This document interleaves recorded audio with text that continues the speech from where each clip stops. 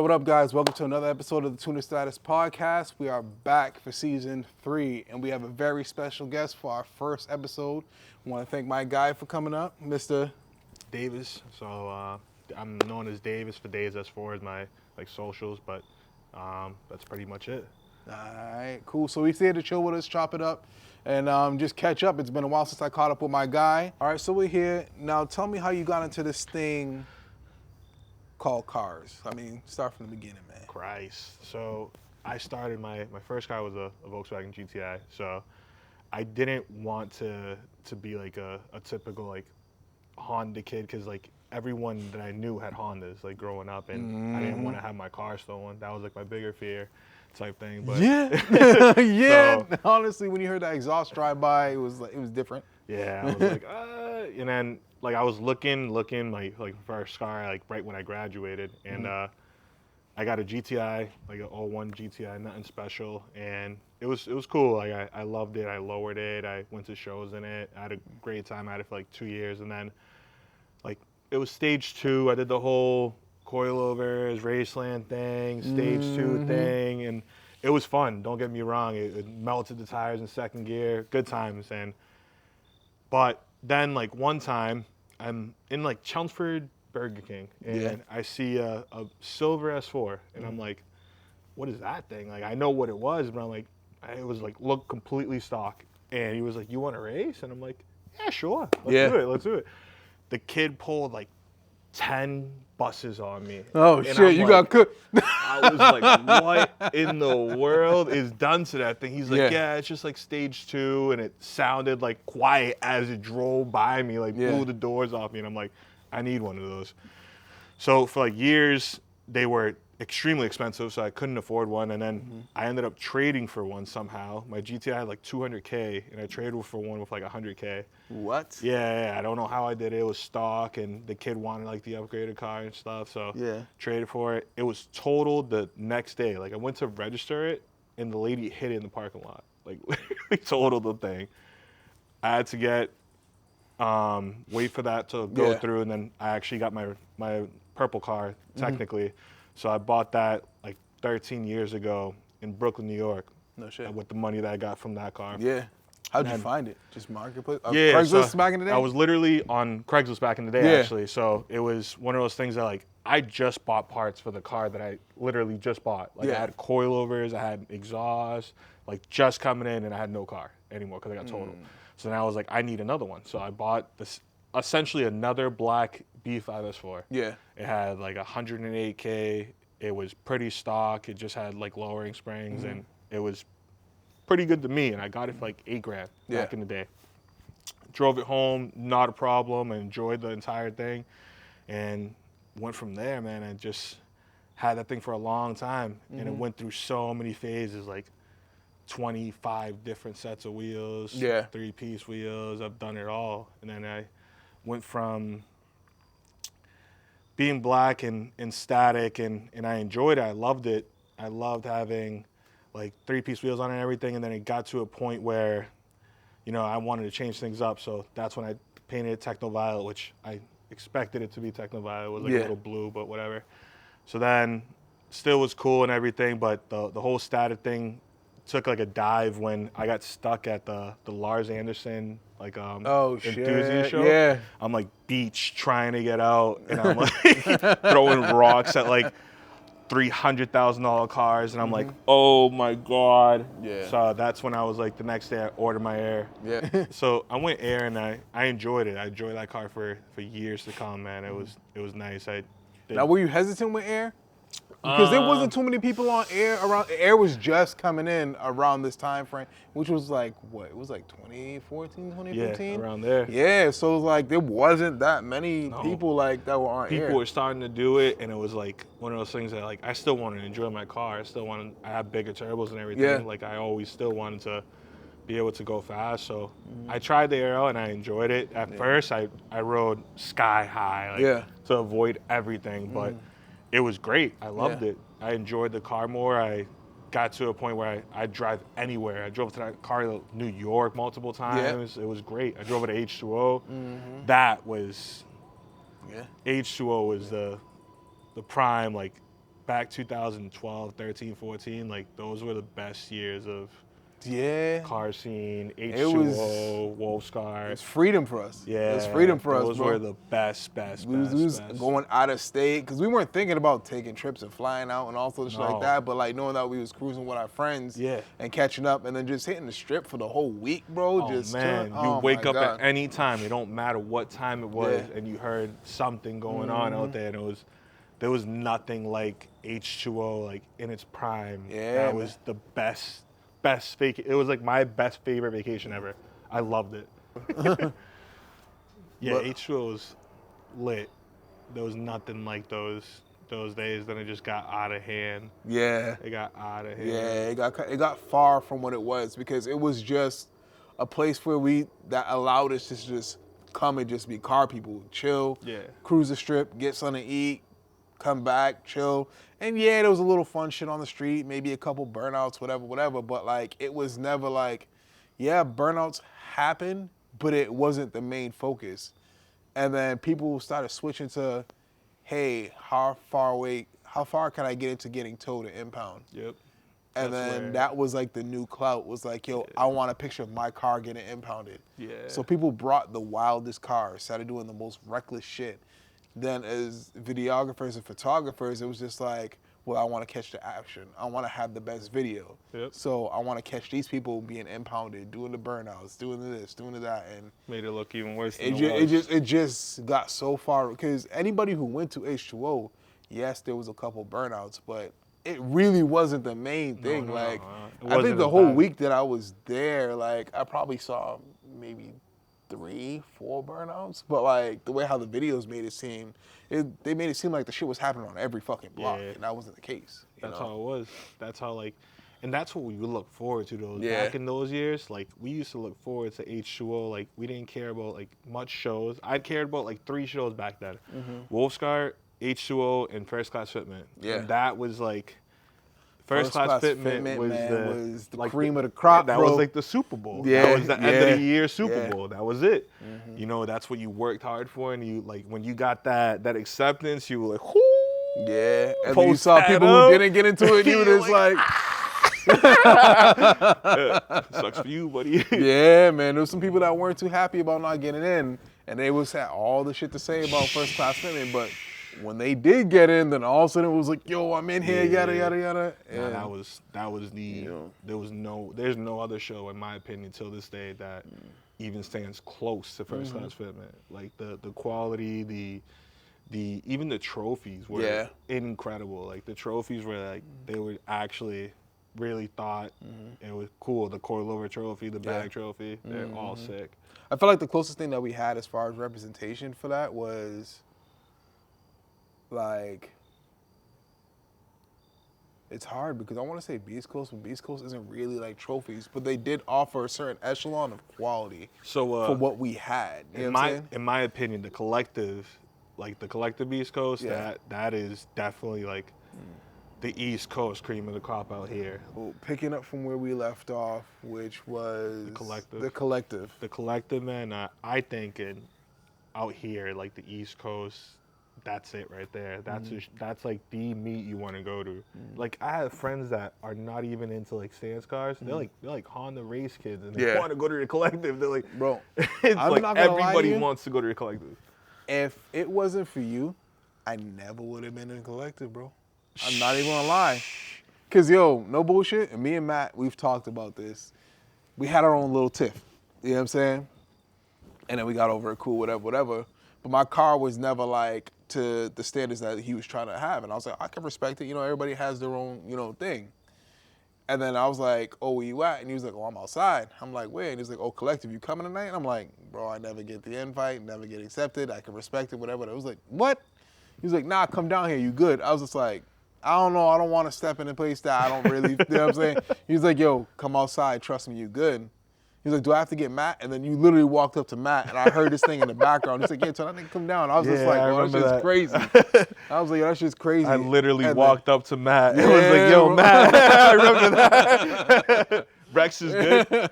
And then I pulled up, and then I seen just the vibe, and I was just like, damn, I can respect it. I can respect it. Collective is it's great. Just great. the vibe, the underpass. It was dark Boston. and gloomy. Yeah, it was like sketchy, but it was dope. Like I miss the Boston Collective. And the cars there, I was just like, where the fuck are these cars from? Like I thought I was outside, and I thought I seen a lot of cars, but the cars that they were pulling was crazy. And I was just like, damn, this is dope to know that we have something here in our own little corner. Because you see those types of cars, but they only roll within their respective groups. Like the Euro cars are mostly going to like Bureaucracy or the stuff up north in Vermont. And then the Honda guys are kind of just sticking to their own group. But to see like the cream of the crop kind of pulled in together from different areas. Yes, sir. You know, and they're not here for trophies. Yeah. It was dope. That's what I loved about it. It's like the Collective, no matter what, every single time I went, you would see cars you've never seen before, and you're like, where are these cars like even been? I've like never seen these like shows and stuff because there's so much like difference of everything. Yeah. You got the Hondas, you got the Euros, you got like a bagged 350Z, you got twin turbo over there. You got a Ferrari 458 that's bagged over there. You had everything that was like somebody will like something no matter what. Yeah. It's something for everyone, and that's what I loved. The Collective was definitely like the vibe was always great. And then catching up with people you haven't seen all year round. Yeah. Every time. Every time. It's You dope. always seen everybody there. You get Hubble with the truth juices. You got it all. Yo, you got shout it out all. to Hubba. Shout out to Hubba. Hell yeah. Yo, shit. There was a couple times, man. Like he called me at summer send off, bro. Oh. And it's hot as shit outside, and that shit Couple of those get you. Yeah. At one time I drank 3 in one afternoon, and I was like, yo, I'm all set, bro. It's gonna be a long ride home. They'll catch you. Yeah, so what's the deal with the car now? What's plans? What's goals? What's reality? So the yellow car, I put it together, like I put the 12 valve VRT in it and had the built motor. It ran, got it all done. It was all set. It torched the head, unfortunately. Just driving it around, it wasn't like anything crazy. There was nothing wrong with the logs. It just either we didn't check the torques on the head again, and it literally just lifted the head for no reason, like 7 PSI. I didn't hit any boost, and it is what it is. Yeah. Ended up scrapping that. I sold that whole setup I sold parted everything everywhere. Then I bought the whole 3.2 setup, which is now in the car. So the 3.2 turbo setup is now in the car. It's a VR6 again. It's a 3.2 out of a Touareg with a forged crank and everything. Kind of cool. Built bottom end, nothing crazy. Just trying to make some jam. But Yeah.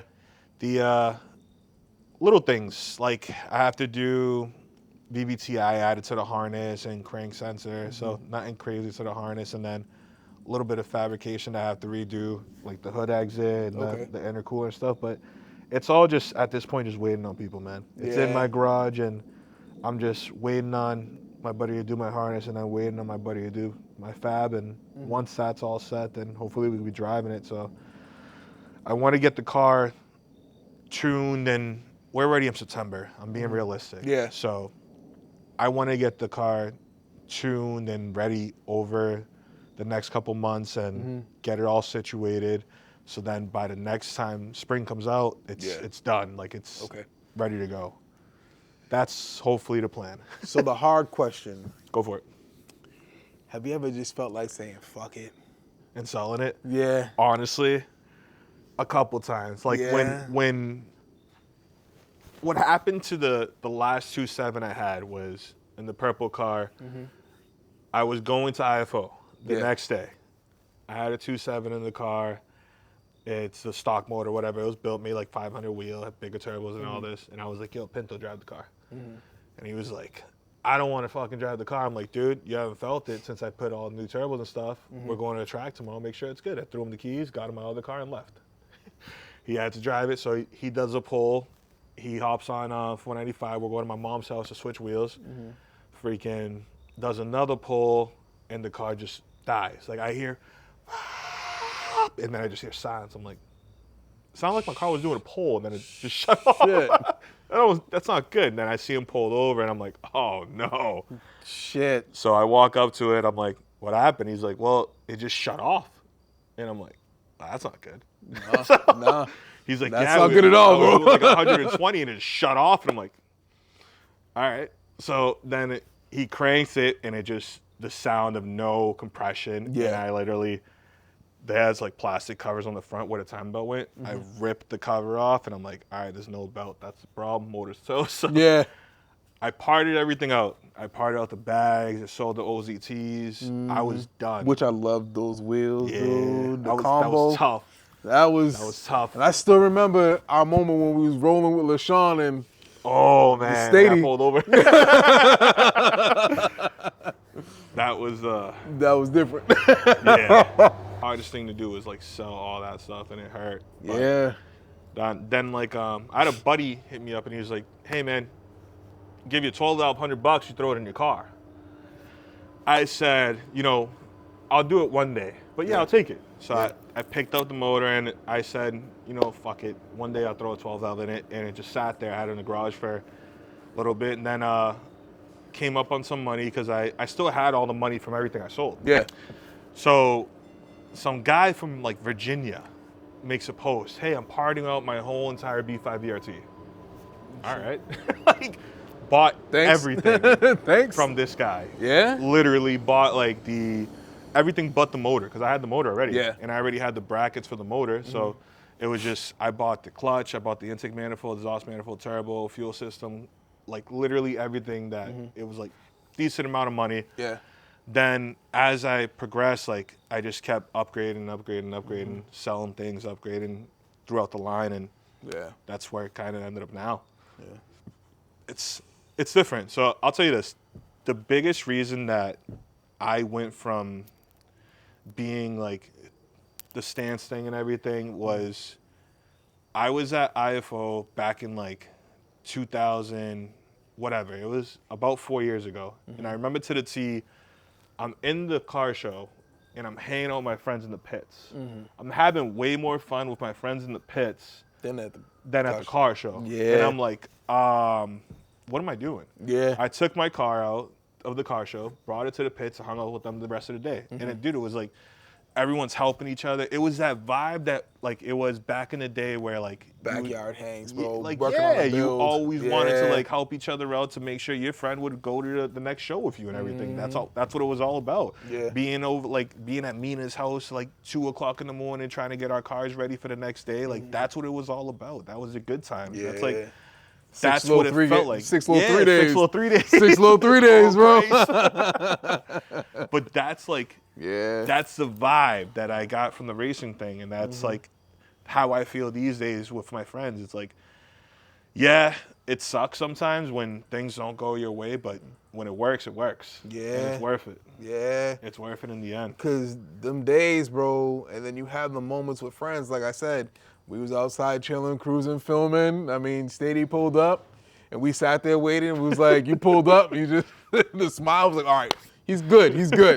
But it's those moments having your friends, because, I mean, the car is just an extension of us. Yeah. But it's kind of like the icebreaker to when we meet these new people in the car scene, and they're like, yo, they come on like, yo, I like your build, blah, blah, and then meshing, and you find out, oh, yeah, you from this area? I'm from this area. Then you end up cruising, going to meets and stuff like that, and it's dope, man.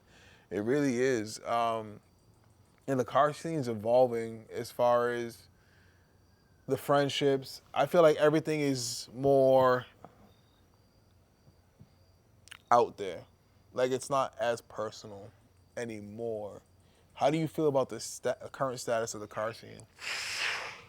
I think it's tough to say, because like that's the biggest reason I kind of stepped away is because everything was changing, dude. It was getting way too, like you said, it was personal, dude. It was like people asking for your specs, and that really did get annoying. That whole phase of the whole specs and wheel fitment thing and everything. That whole phase was really annoying.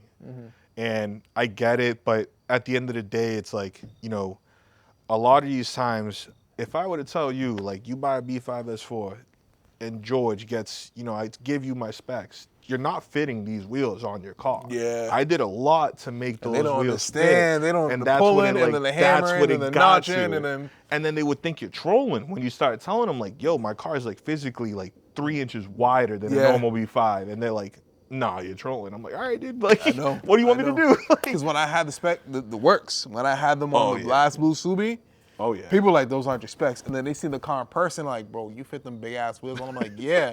Yo, what's your specs? And I'm like, bro, it's not just specs. Like, if you look at, take my fender liner off, yo, this shit smoked underneath there, bro. Because the amount of custom work, arms, all that shit, bro, that you have to do, it's homework. Yeah. You know, and it's not a matter of gatekeeping or anything like that, but it does get repetitive when you're asked the same question. That's what it was like. And over and over. And it's just like I remember one kid actually, I gave him the specs. He actually ordered the exact same wheels, exact same spec, had them rebuilt. Didn't fit. And wrote me this long, if I can find it, I'm gonna put it in the screenshot for you guys. If I can't, then I don't know, because I don't really like keep DMs or whatever type shit. But like, I gotta find it. I'll probably try to find it. Yo, he roasted me. Yo, you made me spend $3,800 on these wheels. I didn't make you spend shit, bro. That was on you. I'm like, I told you what to do, and if you didn't, whatever. And he found out he didn't order the arms. He thought that he could just bag it, put the wheels, and just drop it, and it was gonna fit like that. Nah, it's not like that, bro. If it was like that, I wouldn't have bought none of this shit, bro. You know? I had to make my OZTs fit. Yeah. They didn't even fit the car. Yeah. By a lot. Like, me and Dave had to, like, me and Dave made control arms for the rear of my car to make them fit. Like, none of this shit was easy. Nah. But I feel like that's what's lacking on the hangs now. There's a lot of these kids, and I do respect some of the younger generation because I'm starting to see it now, where a lot of these guys are kind of, it's coming full circle again. Like, there's a lot of these younger cats that I actually fuck with, and I see, like, them doing the stuff that we're doing. It's just, I'm older now, so now I'm looking at them go through their own, like, phases. But the garage hangs is coming back in some eras where I'm seeing people actually chilling and link it up. Before, it became too affordable to just order shit and just drop it off somewhere to get it done. Yeah. There wasn't yo, I ordered my coilovers, I'm hitting my boy up, and we up to like 1 in the morning, and we only got the fronts done.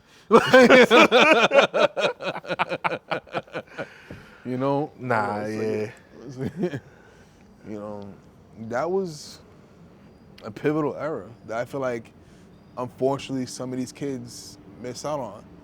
And that's just, I don't blame them, I don't hate on them. They just missed out on it. And it sucks for them. It sucks. Absolutely. H2O, the good times. I know, bro. Like, the first fact class that, fitment. like, I know some cool people from the younger generation. Like, if they have, like, their H2O, they think is Gatlinburg. Yeah. And I'm like, Gatlinburg's cool, but trust me, bro. It's not the same. You don't know what it's like when you go out and you're just driving and you'll see a Ferrari, but then you'll see a right-hand drive Supra. Yep. But the Supra's cruising with a right-hand drive RX-7. Yep. And like, you're like, what the fuck? Yep. And then you're like, damn, I'm hungry, let's go to BK. And then you go to BK, and it looks like a fucking car meet with fucking everywhere. 500 cars. Yeah, and you're just like, yo, this shit's crazy. Nah, H2O was lit. Like, no matter what. You go anywhere, you could do a photo shoot, literally anywhere. Yeah. Do a video shoot anywhere. Yeah. Like, everything was lit. You're on the beach. You're staying on the beach. Yeah. Like, it just, man. And everything was cheap. Fractured Prude. I know. Fucking, oh my God, donuts, bro. Wawa, bro. Oh, Wawa everywhere. Oh my God. So, let's keep it social. I mean, coming up in the scene, I've always seen you like There was Beast Coast. There was JD Mass. There's Eastside Motoring. I mean, take us through some of your story with each chapter and phase with social media and what like role it kind of played with you and your friends. Like I met a lot of people through Eastside, I will say. Like, yeah, I met like Ian from Bag Riders when he was there. Mm-hmm. I met freaking Vic, Hollywood, whatever the hell his last name is. But, like me and Dave definitely. His last build, that fucking E46, that M3. Oh man, with the Laguna Seca Blue. Yo, with the Workmeisters. My boy bought his rotiforms that he had before he had the Meisters. No shit. Yeah, and he had those, and those wheels are still floating around. I see them. Like, What? yeah. That, They're not in the same condition, but they look good. that Laguna Seca Blue M3 was beautiful. Yeah. Beautiful car. Vert too. I was like, damn, I never was a fan of Verts. Me either, until I saw that. Yo. Yeah, that car hit different. I don't know what it was. That car hit different. There was a lot of cool cars in our era. Like Dave's Evo was pretty cool. Yeah. As much as I'll never tell him that. Oh my God. Shout out to Dave, man. It's been years since I've seen this dude, bro. Yeah, I know. Yes. But I met a lot of people, like I said, through Eastside. Like I met Zach Wolf, obviously Lorenzo, who owns it and everything. But it was good times. No regrets. That's when I went bags. Chris helped me from out there, and we banged my bag setup in like not even a day. Yeah. Like I did the bags himself, and he was doing the airlines, and then he was doing the wiring. He's like, "Yo, this is like your temporary truck setup. Have a nice day." And I was like, "Let's go, baby. We're out of here. We're hitting the buttons. Let's go." Yeah. The first time airing out, then you're airing out everywhere for that first Literally, week, bro. Literally. Just everywhere. Yeah, bro. But like, I met a lot of friends through the car scene, and I'm fortunate for it. You know, I'm very happy from like. I can't say I have a lot of enemies because of it, but you know, it's been good times. Yeah. Definitely been good times. Yeah. So, car question though, and it's funny because I haven't seen this one topic online, but me and my friend did recently talk about it. Do you think the new B58 340i's are this newer generation's B5S4? They're like the new Hondas. It's like, But they're like those things that, listen, I'll give it to them. They're fast. yeah, They're fast. They launch really well. Like every time. Anytime you see those things racing, anything that's actually fast, you're like, I don't know how that like 340 just beat that thing. because you're seeing a bigger four-door car, which the S4 was. Yeah. But you've seen just a regular casual person buy it because it's a four-door car that's good in snow, whatever. But then you know the guys that actually bought the car that knew what it was, and now you're seeing the kind of the same thing with the B58 guys. They're buying these 340s pretty cheap, and I'm seeing the numbers that they're putting up. They're fast. They're fast. Yeah, no, they're Yeah. all these newer cars they're a lot easier to make faster. Like you got your TTRSs, you got your RS3s that you throw a tune at them, they're going 10s. I know, and downpipes, and it's like, you're gone. And you're done. You're gone. Or like the BMWs, all the F80s, the all these B58 things. Like my buddy has a freaking like X5M, the competition like SUV. And that thing rips. Yeah. Like stage 2, that thing rips. Took me for a ride. I'm like, Yeah. we're in an SUV. You got Trackhawks that are fast. Like it's harder to compete with these cars nowadays, but it also helps all the older things because now you have way more technology. Yeah. Like Your that retrofitting makes a shit, big yeah. difference. Yeah, man. All this new technology's sick. Yeah. It's only getting better. Because, and especially the Euro guys, yo, you guys be pulling off some fucking swaps in your cars that I'm like, yo, and then some of the turbos that y'all, I'm like, and I'm from the Honda phase. I know swaps. Like, I know, but like, seeing some of these motors, you guys, and I see it at shows as well, where you see like some of the guys who, they try to mesh the best of both worlds, where you'll see some cars where you're like, okay, this is a show car. Yeah. When he pops up that bay, you see that turbo and all, like, honestly, I have to give you guys the credit for it. Some of the cleanest engine bays I've ever seen was off of Euro cars, bro. Especially the Canadians. Bro, like they're like, yo, where's the harness? This shit don't run. They kill it. This shit don't run. Where's the harness, bro? If you had to scrap the B5 platform, what's another platform you think you go into? If I were to get rid of, I don't plan on getting rid of the B5. But if you had to get another platform, if you had to, I want an Audi S6, like the twin turbo V8 things. I want one of those bad. Yeah. Because it's like anything, like everything's big. Yeah. You see the calipers on that bitch? Like, it's just like. But I believe they're like carbon ceramic, so they're supposed to be like 100K miles. Bullshit. Yo, I am never taking off those wheels on the dealership, because if I take off that wheel and it hits the rotor, bro, it's a bad day. I am crying, bro. That was I'm gonna go on Alibaba and order some steel brakes, bro. I don't give a fuck. First time I ever saw a set of those was GTS, M4 GTS. Yeah. Evan that owns like Auto's Auto Body with him, whatever. So it was his car, and he had like a brand new M4 GT. I don't even know what the fuck this thing is. Yeah. I've like never seen one, and I'm like, carbon ceramic brakes, like what? Look at these brakes, they look crazy. He's like, yeah, can you not like hit one of those? Cause that's like $100,000. I'm like, yeah, nah. Yeah. Like, nah. Yeah. Yeah, I was scary putting those wheels on. All right, so back to it. Alternate platform. You say you have to go with the RS6? Yeah. Yeah. Yeah, I'd go one of those. Yeah. Definitely. Absolutely.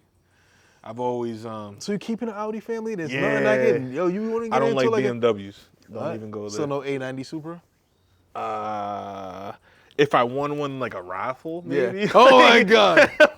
All right, so with these remakes, me personally, my biggest disappointment in the remakes is, well, the Eclipse, because the Eclipse is not even a car anymore. It's a fucking SUV. Yeah. So, but I'm not a fan of too many of these remakes, bro, and I don't want them to remake too many cars. The newer NSX is cool. Yeah. It's cool. It rips, yeah.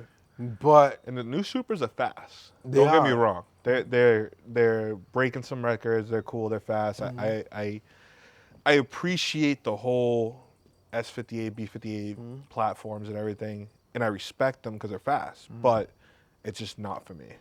I don't like the way they sound. It's not for me. I don't know. I like the Audi thing. Yeah. TTRSs are that's another option. I would love a TTRS. that's too small. Love a You TTRS. like it? Yeah, You do? love. Yeah, I they think it's too rip. small, I bro. would love a TTRS. Oh my God, bro. Yeah. Little Love- baby I R8. probably would never have one because, like, they're small. I want like. And they're more expensive than R8s. Yeah. Used R8s, bro. Like, Yeah. used R8s I've seen around like 50 to 65 mostly. Yeah. Yeah, You're not market's wrong. coming down a lot. You're not Granted, wrong. You can get an R8 instead of a TTRS. yeah, bro, that's what I'm saying. You're not wrong. You know? It's kind of funny that way that works. Yeah, because these new TTs, bro, granted the market's coming down, but before, these dealerships were getting away with reckless pricing. Yeah. Like the new G80s, bro, they was doing 50K markup on it, bro. Like, it's fucking crazy. Well, before COVID, everything was like realistic. I remember back in the day, you used to be able to buy a winter beater for like $1,000, and it wasn't because you knew a neighbor or knew a friend. Yeah. It's just what it was. If you wanted to Yeah. spend $1,000 on a car, Yeah, you can all go on set. Craigslist and find $1,000 on a car. But like now, bro, Shit. these people are bugging, bro. Like cars I see with like 145K, they're trying to get off for like $6,000. Yo. And it's like before, you was like, yo, here's $800. You know? Cars that people would give away. Yeah. Yeah. It's crazy. It's pretty bad these days. You had to go back out of all the cars that you see in the car scene. What is your favorite car? Well, actually, what is your favorite car you ever shot? Favorite car I ever shot.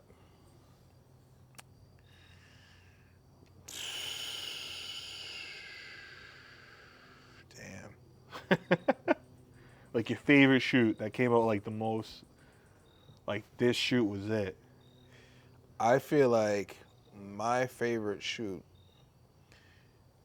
and I'm not even like I got respect for exotics and I like exotics. I mean, who doesn't like an exotic? And obviously, if 8080 fucking blessed me with a fucking twin Yeah. turbo, whatever. Who wouldn't take it?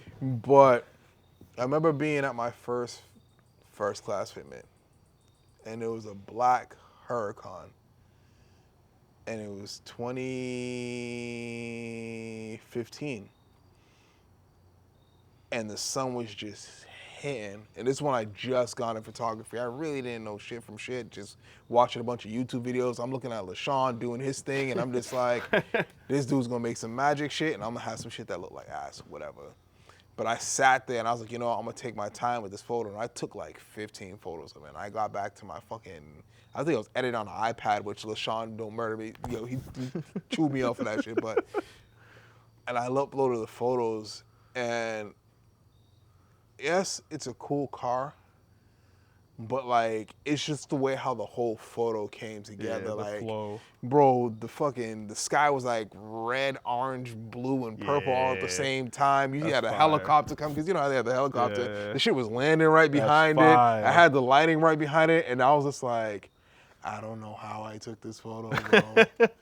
And I was like, and I posted it online, and it went crazy. And like, it wasn't even about like, oh yeah, for clout and likes, whatever. But it was like people were seeing like what I saw. And that's the thing with like photography, it's hard because especially like when you're new at it, you try to picture what you see. And especially when you're doing photos for yourself, not just for the client, you try to envision what you say at that moment and how you're picturing it, and you try to capture that moment so that people can see like, oh, I see what he's seeing here. Yeah. That's kind of dope, or that's kind of weird, or whatever the case may be. And the fact that like I was able to take that picture and it came out exactly how I wanted to see it, and then people saw it how I wanted to see it.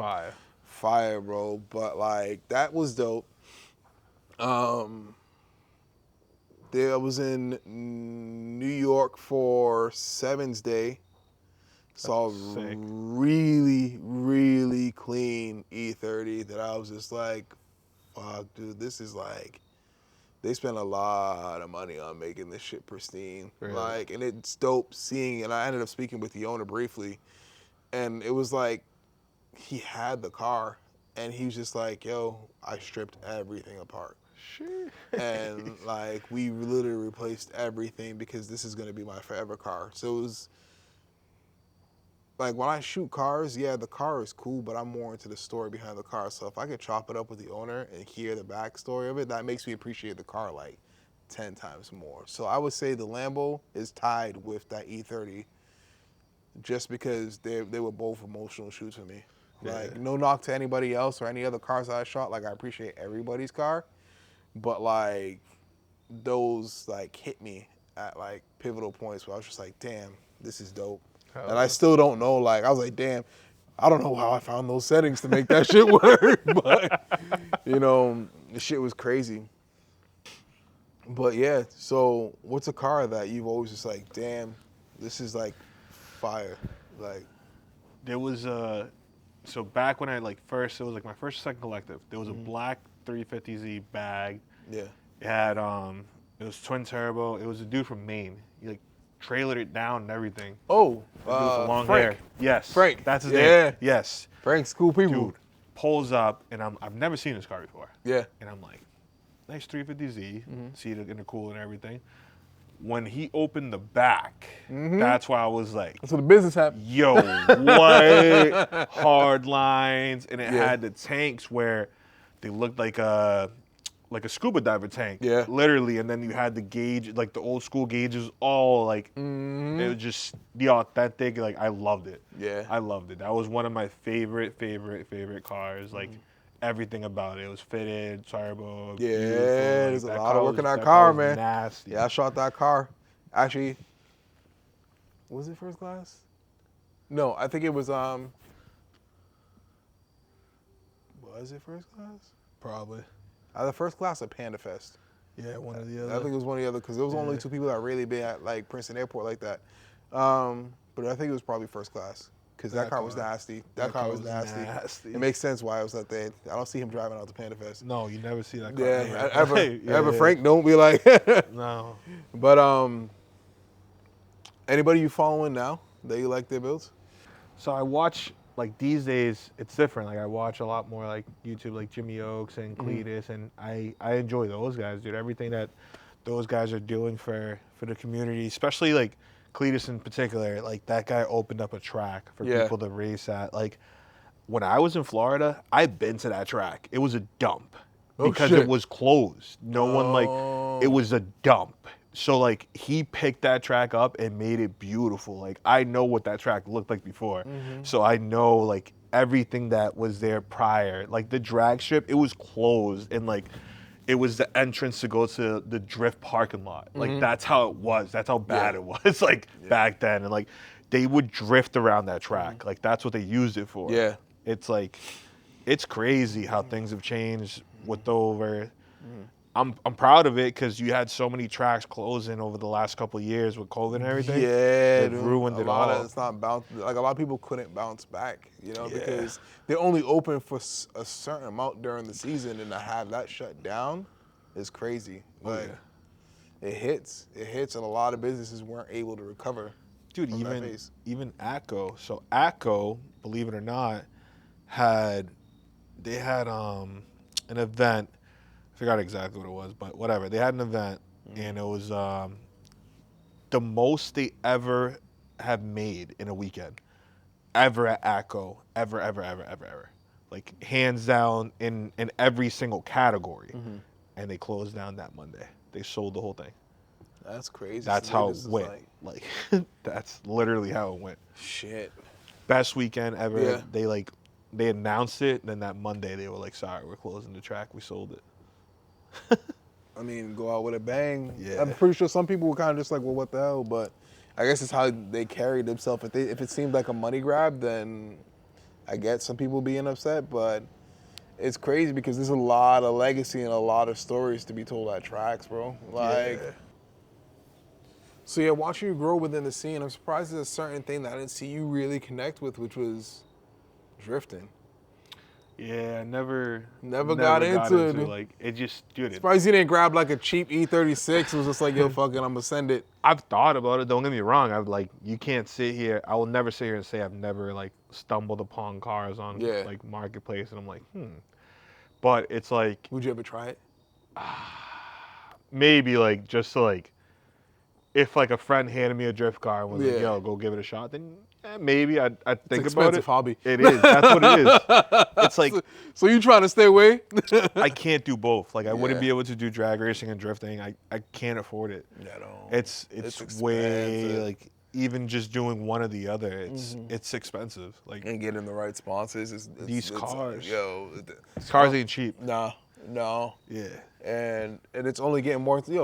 I never would have thought I'm seeing some of these competitions, like they're actually starting to drift these supercars now. You're seeing Aston Martins on the track. You're seeing all sorts of shit that before it was just like only 240s and shit ton of FRSs. Yeah. But now you're seeing that they're stepping the bar up with the cars. Like I just saw a doc where for what was it? What's that event they do at that house that's in England? But they took a P1 and put a rotary engine in it. That's crazy. Yeah, and they call it the Mad Mac build, and they literally it's full send. I'm gonna have to send a link, but yeah, that video is nasty, bro. There's some Arabic dude that's like, and I think he's in like Dubai or something, but he builds he puts like LSs and everything. Yeah. Like Aston Martin, LS twin turbo. Yeah, here you go. Like Aventador, LS twin turbo. Like let's go drift wild, it. bro. Like what? It's wild. Yeah, it is. The drift community, I don't have anything against it. I think it's cool. I love watching it. I have friends that are into it. It's sick. I don't think I'll ever jump that boat though. Yeah.